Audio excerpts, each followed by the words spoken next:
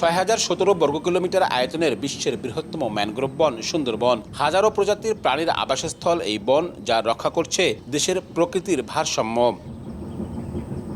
তবে এই বনের দিকেই নজর শিকারী ও পাচারকারীদের। 2012 সাল থেকে এখন পর্যন্ত বন বিভাগের বন্যপ্রাণী অপরাধ দমন ইউনিট 60,209টি বন্যপ্রাণী উদ্ধার করেছে। 2000-এর বেশি ঘটনায় আটক হয়েছে মাত্র 231 জন।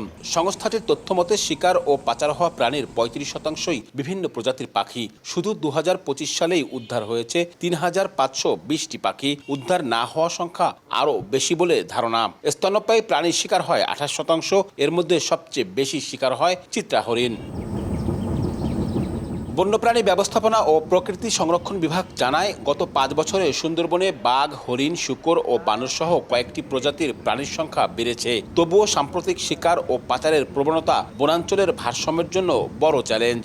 আসার জায়গা যে বন্যপ্রাণীর সংখ্যা সুন্দরবনে বৃদ্ধি পেয়েছে, ঠিক তেমনি এর সাথে সাথে একটি বিষয় আপনি দেখবেন যে সুন্দরবনে আমাদের জন্য এখন বর্তমানে বড় ধরনের চ্যালেঞ্জ হচ্ছে হরিণ শিকার এবং বিষ দিয়ে মাছ ধরা। হরিণের সংখ্যা কমে যায়, তাহলে যে বাঘের স্বাভাবিক খাবার কমে যাবে, তো সেখানে বাঘ একটা হুমকিতে পড়বে। ইকোসিস্টেম যদি ঠিক থাকতে হয় তাহলে বন্যপ্রাণীকে স্বাভাবিক অবস্থায় রাখতে হবে। বন বিভাগ কর্তৃক স্মার্ট পেট্রোলিং আছে, এমনি প্রথাগত যে পেট্রোলিং আছে, এটা বাড়াতে হবে। বন্যপ্রাণী সংরক্ষণের জন্য যে আইন আছে, উপরন্তু যে সমস্ত লিগ্যাল ফ্রেমওয়ার্ক আছে, এইগুলো যথাযথ প্রয়োগ ঘটাতে হবে। বনের অপরাধে সম্প্রতি বেড়ে ওঠা বনদস্যুদের সম্পৃক্ততার অভিযোগও আছে। তবে নতুন দায়িত্বপ্রাপ্ত প্রতিমন্ত্রী জানিয়েছেন, অপরাধ দমনে বিশেষ অভিযান জোরদার করা হবে।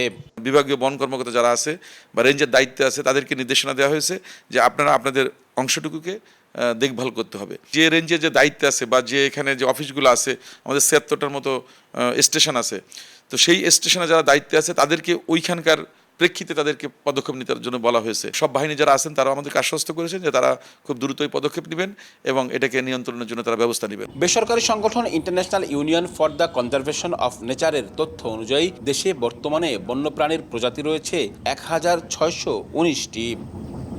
পাচার ও শিকারের লাগাম টানা না গেলে অনিরাপদ হয়ে পড়বে বনের প্রাণী, হুমকিতে পড়বে সুন্দরবনের জীববৈচিত্র্য।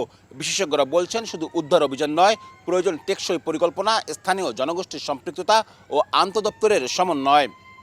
আব্দুল্লাহ আল মামুন রুবেল, সময় সংবাদ, খুলনা।